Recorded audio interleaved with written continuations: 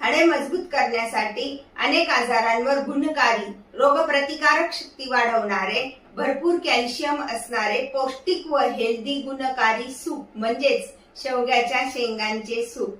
Hello, हाय, मी कल्पना तिडके। कल्पना तिडके या रेसिपी मध्ये मी आपलं स्वागत करत आहे। आज आपण बनवणार आहोत शेवग्याच्या शेंगांचे सूप। त्यामध्ये थोडंसं तूप टाकून घेऊया, एक छोटंसं तमालपत्र टाकूया, 4 लसणाच्या पाकळ्या टाकून घेऊया, थोडंसं अद्रक, अर्धा बारीक चिरलेला कांदा, कांदा व्यवस्थित परतून घ्यायचा आहे। त्यामध्ये टाकून घेऊया पाव टमाटा,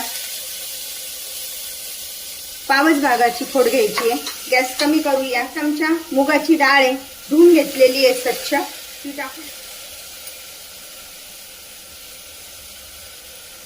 त्यामध्ये टाकून घेऊया शेवग्याच्या शेंगा। एक मोठी शेवग्याची शेंग होती, ती स्वच्छ धुवून आणि त्यानंतर त्याच्या बारीक फोडी करून घेतलेल्या आहे। अशा पद्धतीने 2 मिनिटं फक्त परतून घ्यायचंय। याचा कलर न बदलता आपण हे परतून घेऊया। प्रमाणानुसार त्यामध्ये पाणी टाकून घेऊया।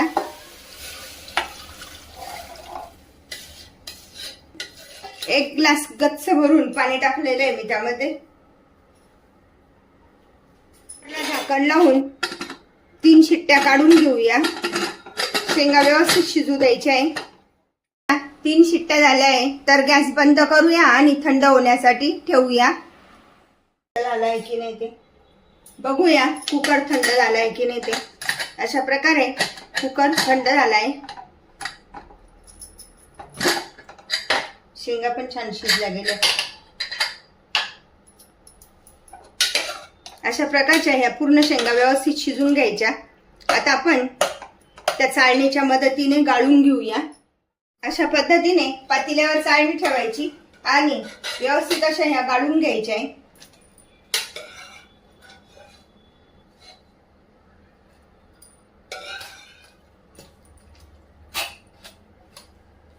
त्याचं जे शिल्लक राहिलं जास्तचे जे पाणी ते त्यामध्ये टाकायचं। अशा पद्धतीने तमालपत्र बाजूला करून घ्यायचंय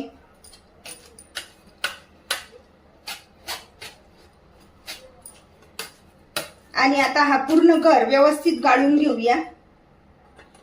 शेंगांमध्ये भरपूर प्रमाणात कॅल्शियम असते, त्यामुळे या शेवग्याच्या शेंगांचा वेगवेगळ्या प्रकारे उपयोग केला जातो। अशा पद्धतीने आता पूर्ण गर काढून घेऊया त्यामधला। अशा प्रकारे हा शेंगांचा चौथा बाजूला झालाय आणि त्याचा गर काढून घेतलाय आपण।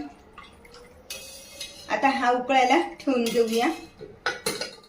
हे सूप छान असं तयार झालेलं आहे। खूप घट्टने बनवायचे आणि यामध्ये कॉर्नफ्लॉवर किंवा मैद्याचा वापर अजिबात करायचा नाहीये। खूप सुंदर लागते हे चवीला। पाव चमचा सेंधव मीठ, अर्धा चमचा साधं मीठ, अर्धा चमचा धने पावडर, पाव चमचा जिरे पावडर, पाव चमचा मिरपूड, अशा प्रकारचं हे सर्व साहित्य टाकून घेतलंय। आता छान अशी उकळी येऊ द्यायची आहे। चवीसाठी 2 हिरव्या मिरचीचे तुकडे टाकतोय। असेच टाकून द्यायचे, फक्त जास्त हे नाही करायचे, बारीक नाही करायचे। आणि बारीक चिरलेली कोथिंबीर,